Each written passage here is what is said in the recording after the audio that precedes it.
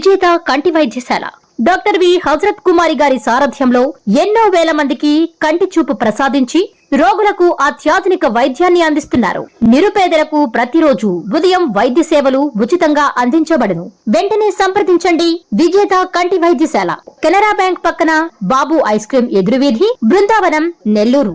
లోకేష్ గారిని deputy CM చేయాలని చెప్పి వాళ్ళ మనసులో మాట కోరిక అని చెప్పి అనేక సందర్భాల్లో వాళ్ళ నాయకులు కొన్ని చోట్ల మాట్లాడుతున్నారు. 2-3 ప్రాంతాల్లో కూడా చూసాం మనం ఆయన డిప్యూటీ సీఎం చేయాలనేసి.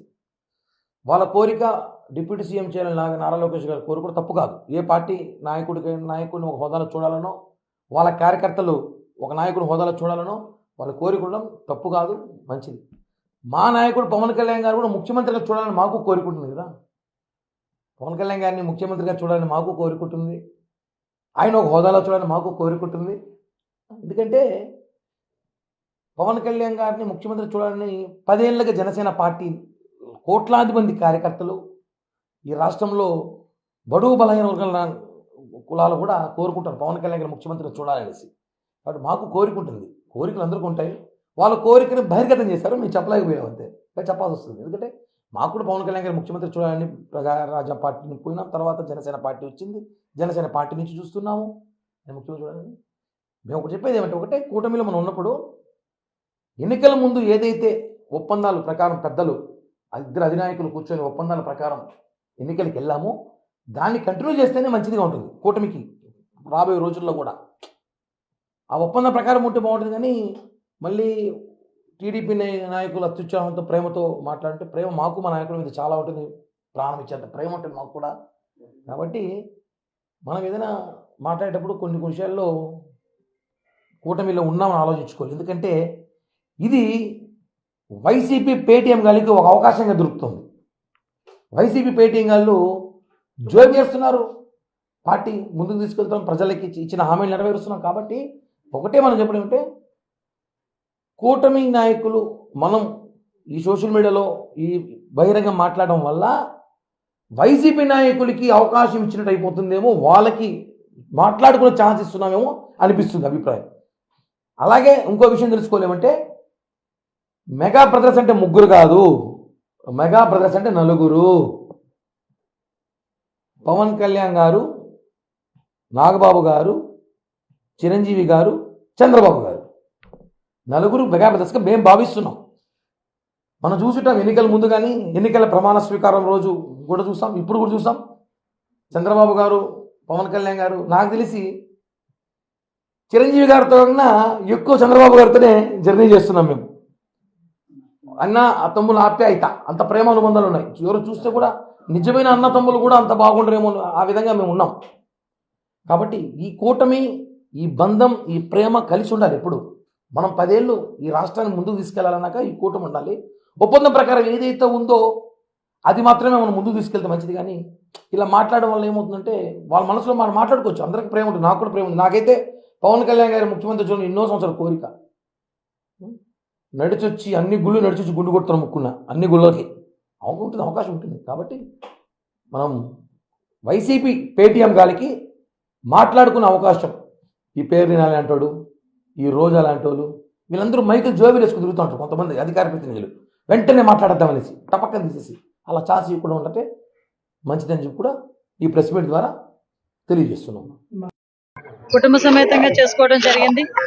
నిజంగా చాలా మంచి అనుభూతి. ఎన్నిసార్లు వచ్చినా కూడా ఒక కొత్త అనుభూతి అన్నది ఈ టెంపుల్ లో మనందరికీ కూడా కలిగే పరిస్థితి. ఆ లక్ష్మీ నరసింహస్వామి అనుగ్రహం ఉత్తరాంధ్ర జిల్లాలకే కాదు, ఆంధ్రప్రదేశ్ రాష్ట్రానికే కాదు, తెలుగు రాష్ట్రాలు, ప్రపంచ వ్యాప్తంగా ఉన్న తెలుగు రాష్ట్రాల్లో ఉన్న ప్రజలందరికీ కూడా ఆ అనుగ్రహం కలగాలని మనస్ఫూర్తిగా కోరుకుంటున్నాం. మరొకసారి ఆ స్వామి అనుగ్రహం వల్ల మనకు మొన్ననే తెలిసింది, మనందరికీ కూడా ఒక మంచి శుభవార్త. విశాఖ ఉక్కుకి సెంట్రల్ గవర్నమెంట్ నుంచి సుమారుగా 11,400 కోట్ల రూపాయలు విడుదల చేయడం అన్నది నిజంగా చాలా శుభ పరిణామం కింద భావించాలి. లాస్ట్ 5 సంవత్సరాలు అసలు స్టీల్ ప్లాంట్ ఉంటుందా ఉండదా, ప్రైవేటైజేషన్ చేసేస్తారు, అమ్మేస్తారు, క్విడ్ ప్రోకో కింద వెళ్ళిపోద్ది అని రకరకాలైన ఆలోచనలో ఉన్న పరిస్థితి దగ్గర నుంచి ఈ రోజు స్టీల్ ప్లాంట్ ని నమ్ముకున్న ఆ ప్రజల్ని, అదేవిధంగా ఈ రోజు రక్షించుకోవాలనే బాధ్యతతో ఈ రోజు కేంద్ర ప్రభుత్వం గౌరవ చంద్రబాబు నాయుడు గారి విజ్ఞప్తి మేరకు ఈ రోజు ఎన్డీఏ గవర్నమెంట్ విజ్ఞప్తి మేరకు వాళ్ళు బాధ్యతాయుతంగా వ్యవహరించి ఈ రోజు సుమారుగా 11,400 కోట్ల రూపాయలని విశాఖ ఉక్కుకి ఈ రోజు మనం సహాయం చేయడం అనేది నిజంగా చాలా శుభపరిణామం కింద భావించాలి. అదేవిధంగా ఎన్డీఏ ఈ రోజు ఆ రోజు 2019 నుంచి 24 వరకు ఒక విధ్వంస పరిపాలన నడిచినప్పటికీ కూడా గౌరవ మన ఆంధ్రప్రదేశ్ ప్రజలు ఓటర్లు అందరూ కూడా ఒక విజ్ఞతతో ఆలోచించి ఎన్డీఏ కూటమికి సుమారుగా 164 సీట్లు ఇచ్చినందుకు గాను ఈ రోజు ఆ రుణం తీర్చుకోవాలని ఒకే ఉద్దేశంతో ఈ రోజు సెంట్రల్ గవర్నమెంట్ కూడా ఈ ఆంధ్రప్రదేశ్ రాష్ట్రానికి దగ్గర 2,50,000 కోట్ల రూపాయల పెట్టుబడులను కూడా ఈ రోజు వితిన్ 6 నెలల కాలంలోనే మనకి రావటం అన్నది కూడా చూస్తూ ఉంటే మనకి ఎంత సెంట్రల్ గవర్నమెంట్ ఆంధ్రప్రదేశ్ కి అదేవిధంగా చంద్రబాబు నాయుడు గారికి ఎన్డీఏ కూటమికి ఎంత పెద్దపీట వేస్తుందో మనందరికీ అర్థం చేసుకోవచ్చు. మాట్లాడుకునే వాళ్ళు చాలా ఎక్కువ మాట్లాడుతూనే ఉంటారు. వాటిలన్నిటి గురించి మనం పట్టించుకోవాల్సిన అవసరం లేదు. లాస్ట్ 5 సంవత్సరాల్లో విజయసాయిరెడ్డి లాంటి వాళ్ళు పాదయాత్రలు చేశారు, మేము ఏమి చేయలేము అంటే లాస్ట్ మినిట్ తీసుకొచ్చి దాని గురించి రాజీనామాలు చేయించిన పరిస్థితి కూడా ఉంది. ఎంపీల చేత రాజీనామాలు చేయించిన పరిస్థితి కూడా ఉంది. అంటే లాస్ట్ ఒక రోజు ముందు రాజీనామాలు చేయించిన పరిస్థితి కూడా కనిపించింది వైఎస్ఆర్సీపీ వాళ్ళు. కానీ వాళ్ళు ఎవరూ చేయలేనిది ఎన్డీఏ కూటమి వచ్చిన తర్వాత 6 నెలల కాలంలోనే మేము సుమారుగా 11,400 కోట్ల రూపాయలు ఈ రోజు కేంద్ర సహాయం తీసుకురావడం అనేది మంచి పరిణామం. నేను మళ్ళీ చెప్తున్నానండి, చంద్రబాబు నాయుడు గారు ఢిల్లీ పర్యటన వేరు, జగన్మోహన్ రెడ్డి ఢిల్లీ పర్యటన వేరు. జగన్మోహన్ రెడ్డి ఢిల్లీ పర్యటన చేస్తే ఆయన కేసులు ఒకటో వాయిదా పడడమో లేకపోతే కోర్టులు కొంచెం ఊరట కలిగించడమో జరిగేది. కానీ చంద్రబాబు నాయుడు గారు మీరు అబ్జర్వ్ చేస్తే ప్రజలు కూడా వదిలేస్తున్నాయి. ఇది నేను ప్రజలు కూడా ఆలోచించుకోవాల్సిన అవసరం ఉంది. చంద్రబాబు నాయుడు గారు గౌరవ సీఎం గారు ఎప్పుడు ఢిల్లీ వెళ్ళినా వితిన్ 10 days లో కంపల్సరిగా మనకు సెంట్రల్ గవర్నమెంట్ నుంచి ఏదో ఒక ఫండ్ వస్తూనే ఉంది. కాబట్టి దీన్ని కూడా అర్థం చేసుకోవాల్సిందిగా ప్రతి ఒక్కరిని కోరుకుంటూ విజ్ఞత కలిగిన చంద్రబాబు నాయుడు గారికి పవన్ కళ్యాణ్ గారికి కూడా మనందరం కూడా అండదండలుగా ఉండాలని మనస్ఫూర్తిగా తెలియజేస్తున్నాం. మామూలుగానే ఈ రోజు చంద్రబాబు నాయుడు గారిని చూసి ఎన్డీఏ గవర్నమెంట్ ని చూసి పెట్టుబడులు రావటం అనేది ఎలా ఉన్నదో మీరు అందరూ చూస్తున్నారు. ఎందుకంటే నా నియోజకవర్గంలోనే ఈ రోజు ఆర్సీ మెటీరియల్ కానీ బల్క్ డ్రగ్ పార్క్స్ కానీ పక్కన ఎలమంచిల్ నియోజకవర్గంలోని గ్రీన్ జోన్ కానీ మనకి ఎన్టీపీసీ మనకి పవర్ ప్రాజెక్ట్స్ కానీ ఎన్ని వచ్చినాయో మనందరికీ కూడా తెలుసు. ఇవే కాకుండా జనరల్ గా మనకి గూగుల్ వాళ్ళది కానీ మనకి కంపల్సరీగా వచ్చేది టీసీఎస్లు కానీ అంటే ఓవరాల్ గా పెట్టుబడులు వెల్లువ అనేది వస్తుంది. ఈ రోజు ఒక మంచి ప్లాట్ఫామ్ దొరికింది దావోస్ లో. ఆ ప్లాట్ఫామ్ లో కూడా ఈ రోజు గౌరవ చంద్రబాబు నాయుడు గారు లోకేష్ గారు ఇద్దరు కూడా ప్రసంగించనున్నారు. అది ఒక మంచి అవకాశం కింద భావించాలి. ఇంతకు ముందు దావోస్ పర్యటన అంటే చలి ఎక్కువ ఉంటుంది అని చెప్పుకునే సందర్భాల నుంచి మంత్రుల నుంచి ఈ రోజు దావోస్ పర్యటన అంటే ఎన్ని కోట్ల పెట్టుబడులు ఆంధ్రప్రదేశ్ తీసుకొచ్చామని గర్వంగా తలెత్తుకుని తిరిగి వచ్చి ప్రెస్ మీట్లు చెప్పుకునే స్థాయికి ఈ రోజు వచ్చిందని చెప్పడానికి ఇది ఒక నిదర్శనంగా భావించాలి. ఎవ్రీవేర్ ఎక్కడ కూడా మేము టాలరేట్ చేయట్లేదండి. కొకైన్ కానీ గాంజా కానీ డ్రగ్స్ కానీ ఏ విషయంలో కూడా టాలరేట్ చేయట్లేదు. మీరు అబ్జర్వ్ చేస్తే లాస్ట్ 6 months లో విపరీతంగా మేము పట్టుకున్న వాటన్నిటిని కూడా కేసులు ఇప్పుడు రీసెంట్ గా చూస్తే పీడీ యాక్ట్ కూడా పెట్టున్నాం. ఈ గాంజా స్మగ్లింగ్స్ ఎవరు చేస్తున్నారు, గాంజా తీసుకున్న వాళ్ళ మీద కూడా యాక్ట్లు కూడా పెట్టే పరిస్థితి, పీడీ యాక్ట్ కూడా పెట్టే పరిస్థితి ఉంది. గాంజా నిర్మూలించడంలో స్పెషల్ గా ఈగల్ అనే ఒక టాస్క్ ఫోర్స్ ను కూడా ఏర్పాటు చేసుకుని ఓన్లీ గాంజా కాదు గాంజా డ్రగ్స్ రెండింటికి కూడా ఈగల్ అనే టాస్క్ ఫోర్స్ కూడా మొన్న అసెంబ్లీలో కూడా అది కూడా బిల్ కూడా పాస్ అయింది. కేబినెట్ లో కూడా దాని ఆమోదం పొందింది. దానికి సెపరేట్ గా ఫండ్ అలోకేట్ చేస్తూ సెపరేట్ గా టీమ్ కూడా అలోకేట్ చేస్తూ ఎక్కడ కూడా ప్లాంటేషన్ అనేది జరగకుండా కూకట వేలతో పెగిలించాలి అని ఒకే ఒక ఉద్దేశంతో ఈ రోజు మేము పనిచేయడం. సెపరేట్ గా మనకి నిర్భయ చట్టం ఉందండి. వాళ్ళు దిశా చట్టం అని ఒక బూచి చూపించి ఏం చేశారు, దిశా చట్టం ద్వారా మేము ఏదో చాలా ఏంటది సంథింగ్ మెరాకిల్స్ చేస్తున్నాము అన్నారు. దిశా చట్టంతోనే మెరాకిల్స్ చేయాల్సిన అవసరం లేదు. ఈ రోజు మొన్న రీసెంట్ గా జూలై నెలలో విజయనగరంలో ఒక మైనర్ బాలిక మీద అత్యాచారం జరిగింది. సుమారుగా నాకు తెలిసి మంత్స్ బేబీ మీద అత్యాచారం జరిగింది. ఎవరైతే అత్యాచారం చేశాడో అతనికి 6 నెలలు తిరగకుండానే శిక్ష పడిన పరిస్థితి కనిపించింది. శిక్ష ఈ రోజు పడితే 25 సంవత్సరాల యావజ్జీవ కారాగార శిక్ష పడింది. అంటే 6 నెలల కాలంలోనే మనం అతనికి శిక్ష విధించుకునే పరిస్థితులు తీసుకొచ్చాం. దీనికి ఏంటంటే ప్రాపర్ వేలో పోలీస్ అన్న వాళ్ళు యాక్ట్ చేసి ఛార్జ్ షీట్స్ ఓపెన్ చేయడం కానీ, ఛార్జ్ షీట్ సబ్మిట్ చేయడం కానీ, దాని ఎవిడెన్స్ సబ్మిట్ చేయడం కానీ, ఫోరెన్సిక్ రిపోర్ట్ సబ్మిట్ చేయడం కానీ ఇవన్నీ కూడా ప్రాపర్ వేలో ఎగ్జిక్యూట్ చేయడం, పోలీస్ డిపార్ట్మెంట్ ని ఎగ్జిక్యూట్ చేసిన లీగల్ గా వాళ్ళు కూడా మనకి సపోర్ట్ చేస్తే ఆటోమేటిక్ గా నిందితుడన్న వాడికి శిక్ష పడిద్ది. వాళ్ళ దిశా చట్టం 21 రోజులు అవన్నీ కూడా దానికి చాలా ఇన్ఫ్రాస్ట్రక్చర్ కావాలి. దాని గురించే దిశా చట్టం అనేది కూడా మరుగున పడిపోయిన పరిస్థితి ఉంది. మేము అవేమీ లేకుండానే ఈ రోజు త్వరితగతిన కేసెస్ అన్ని కూడా శిక్ష పడే పరిస్థితుల్లో మేము తీసుకొచ్చుకుంటున్నాం. దానికి ఫాస్ట్ ట్రాక్ కోర్ట్స్ కూడా ఉన్నాయి. మీకు తెలుసా సుమారుగా 70 పైన ఫాస్ట్ ట్రాక్ కోర్ట్స్ ఉన్నాయి. ఆల్రెడీ ఉమెన్ అట్రాసిటీస్ గురించి కానీ, పోక్సోకి గురించి కానీ వీటన్నిటి గురించి కూడా స్పెషల్ కోర్ట్స్ కూడా ఉన్నాయి. స్పెషల్ కోర్టులో స్పెషల్ జడ్జెస్ కూడా వాళ్ళు అక్కడ పనిచేస్తున్నారు. స్పెషల్ గా పోలీస్ డిపార్ట్మెంట్ కూడా దాని మీద ప్రత్యేకమైన దృష్టి సారిస్తుంది. మీరు అబ్జర్వ్ చేసుకుంటే ఈ రోజు విశాఖపట్నం సిపి గారు కూడా వినూత్నంగా ఎక్కడైనా యాక్సిడెంట్స్ జరిగినా కూడా ఇమీడియట్ గా వాళ్ళకి ఇన్సూరెన్స్లు కావాలని ఒక డైరెక్ట్ గా ఒక సెల్ ఏర్పాటు చేసిన పరిస్థితి ఉంది. అంటే ఒక ఫ్రెండ్లీ పోలీసుని ఏర్పాటు చేయడమే కాకుండా ప్రజలు ఇబ్బంది పడకుండా వాళ్ళ దగ్గరికి ఈ రోజు పోలీస్ డిపార్ట్మెంట్ వెళ్లి వాళ్ళ కష్టాలు కూడా చూసుకునే పరిస్థితి ఈ రోజు కనిపిస్తా ఉంది. దయచేసి అందరూ కూడా సహకరించారు. మీరందరూ కూడా అందులో పార్టిసిపేటివ్ గా ఆ ఎలక్షన్స్ లో పాల్గొన్నారు కాబట్టే హిస్టారిక్ మెజారిటీ మన రాష్ట్రంలో చూసాం. ఆ మెజారిటీ ఎలాంటిదంటే కేవలం రాష్ట్రంలోనే హిస్టారిక్ కాదు, దేశంలో కూడా ఒక పలంగా మళ్ళీ ఎన్డీఏ ప్రభుత్వం ఈరోజు ఏర్పడిందనంటే అది తెలుగు వారి పవర్తోనే అనేది మనం అందరం గుర్తుపెట్టుకోవాలి. అలాంటి ఎక్స్ట్రాడినరీ విక్టరీ మీరందరూ కూడా కల్పించారు. అది ఎందుకు చెప్తున్నానంటే మళ్ళీ మనం ఆ రోజులు గుర్తుపెట్టుకోవాలి. ఏం జరుగుతుందా అని భయపడుతున్నటువంటి రోజుల్లో, ఒక కన్ఫ్యూజ్డ్ స్టేట్లో అందరం కూడా ఉన్నప్పుడు, ఏమీ తెలియనటువంటిది అసలు భవిష్యత్తు ఎలాగుంటుందో ఒక కన్ఫ్యూజన్ ఉన్నప్పుడు కూడా అందరూ కూడా కలిసి కట్టుగా మీరందరూ కూడా కలిసి ఒక పని చేస్తే దాని రిజల్ట్ ఎలాగుందో మీరందరూ కూడా చూశారు కదా జూన్ 4వ తేదీన. అది మన అందరికీ కూడా స్ఫూర్తి. రేపు కూడా మనం ఏదైనా ఒక లక్ష్యం మనం సాధించాలనంటే మనం చేయాల్సిందంతా అందరం కూడా ఐకమత్యంగా కలిసికట్టుగా లక్ష్యం వైపు చేస్తే అది ఎంత పెద్ద కష్టమైనటువంటి పని అయినా సరే అది ఖచ్చితంగా సాధించగలమనేది మొన్న జరిగినటువంటి ఎలక్షన్స్ ఆ రిజల్టే మనందరికీ కూడా ఒక ఇన్స్పిరేషన్ అనేది కూడా ఈ సందర్భంగా తెలియజేస్తున్నాను.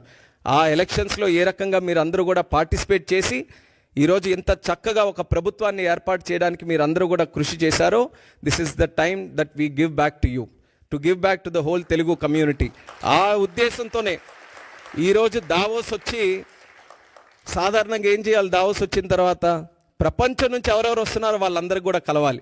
కానీ చంద్రబాబు నాయుడు గారి ఉద్దేశం ఎక్కడికి వెళ్ళినా ముందు మన తెలుగు వాళ్ళతోనే శ్రీకారం చుట్టాలి, తెలుగు వాళ్ళతోనే కలవాలి. మనం ఈరోజు ఆంధ్రప్రదేశ్ రాష్ట్రాన్ని బ్రహ్మాండంగా వరల్డ్లోనే ఒక నెంబర్ 1గా తయారు చేయాలనంటే ప్రపంచంలో ఉన్న వ్యక్తులందరినీ కూడా తీసుకొని రావడమే కాదు, తెలుగు వాళ్ళలో కూడా ఆణిముత్యాలు ఎవరైతే ఉన్నారో వాళ్ళను కూడా మళ్ళీ ఇంక్లూడ్ చేసుకొని వాళ్ళను కూడా మళ్ళీ తీసుకొని రావాలని ఈరోజు బ్రహ్మాండంగా ఈ కార్యక్రమం కూడా పెట్టడం జరిగింది. Very inspirational programme. ఇది ఖచ్చితంగా ఒక మంచి రిజల్ట్స్ భవిష్యత్తులో ఈల్డ్ చేస్తుంది అన్నటువంటి నమ్మకం ఉంది. మా నమ్మకం అంతా ఒక్కటే, the one and only man Chandrababu Naidu గారు. ఆ వ్యక్తి రాజకీయాలు ఎప్పుడు మొదలుపెట్టారో తెలుసా? 1978లో. 78లో ఆ లిస్ట్ తీసుకోండి. దేశంలో ఎంతమంది ఎమ్మెల్యేలుగా మొదలయ్యారు, ఎంతమంది ఎంపీలుగా మొదలయ్యారు, ఆ లిస్టు తీసుకుంటే వేలాది మంది ఉంటే అందులో బహుశా 1-2 ఉంటారేమో. అందులో ఒకరు ఈరోజు చంద్రబాబు నాయుడు గారు. వాస్తవంగా మాకు లోయెస్ట్ పాయింట్ బాబు గారిని అరెస్ట్ చేసినప్పుడు, బహుశా ఉన్న అందరు కూడా అది మన జీవితంలో లోయెస్ట్ పాయింట్. నేనున్నాను అక్కడ, నేను చూసా ఆయన ఎక్కడ అధైర్యపడలా. చూశారు, జడ్జి వైపు కూడా నవ్వుతా చూసి నడుచుకుంటూ వెళ్ళారు. ఎక్కడ అధైర్యపడలా. 52 రోజులు ఆయన బంధిస్తే మేము వెళ్ళేవాళ్ళం ములాఖాత్కి. మళ్ళీ అక్కడ కూడా మాకు అక్షంతలు పడేది. మొత్తం ఆయన చదివేసేవారు డాక్యుమెంట్లు, నోటింగ్స్తో సహా మాకు చెప్పారు, ఇక్కడ మీరు వీక్గా ఉన్నారు, ఇక్కడ చూసుకోండి, ఇక్కడ జాగ్రత్తగా ఉండండి. ఎప్పుడు అధైర్యపడలా. ఆయన బయటకు వచ్చిన తర్వాత కూడా ఒక సింహంలాగా వచ్చారు. ఆ విజువల్స్ మనందరం చూసాం. ఇది మీ అందరికి ఎందుకు చెప్తున్నానంటే, జీవిత ప్రయాణంలో మనందరం అనేక ఇబ్బందులు ఎదుర్కొంటాం. ఒక ఆంటర్‌ప్రెన్యూరియల్ జర్నీ అవ్వచ్చు, పొలిటికల్ జర్నీ అవ్వచ్చు, మనందరం అనేక ఇబ్బందులు ఎదుర్కొంటాం. కానీ నమ్ముకున్న దానికోసం అహర్నిశలు కష్టపడితే మనం ఆశించింది, ఆలోచించింది సాధించగలుగుతామన్న నిజం స్వరూపం గౌరవ ముఖ్యమంత్రి చంద్రబాబు నాయుడు గారు. ఎన్ఆర్ఐస్ అంటే నాన్ రెసిడెంట్ ఇండియన్స్ అంటారు. నాకు మటుకు మీరు ఎంఆర్ఐస్, మోస్ట్ రిలయబుల్ ఇండియన్స్.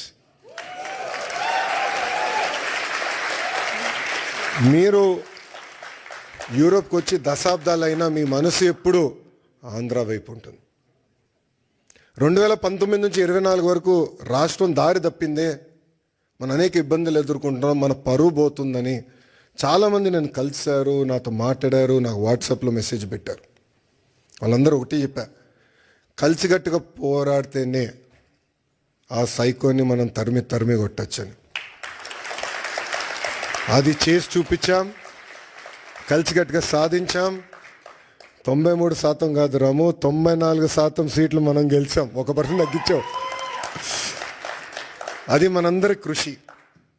ఆ 5 సంవత్సరాల్లో ఇక్కడున్న మీ అందరి సహకారంతో అనేక సంక్షేమ అభివృద్ధి కార్యక్రమాలు కూడా మనం చేశాం. అమరావతి ఉద్యమం కానివ్వండి, దాని తర్వాత ఇప్పుడు చూపించినట్లు యుక్రెయిన్లో తెలుగులు ఇరుక్కుంటే వాళ్ళని తిరిగి భారతదేశానికి తీసుకొచ్చి బాధ్యత తీసుకున్నాం. అంతేకాకుండా మన రాష్ట్రంలో ఉన్న తెలుగులకి ఎడ్యుకేషన్లో కానివ్వండి, హెల్త్ కేర్లో కానివ్వండి ఉద్యోగాలు ఉన్నాయి, మీరు ట్రైన్ చేయండి అని చెప్పి పార్టీ ఆఫీస్లో ఎంపవర్మెంట్ సెంటర్ ఏర్పాటు చేసి కార్యకర్తలు వాళ్ళ పిల్లలకి ట్రైనింగ్ ఇచ్చి ఇతర దేశాలు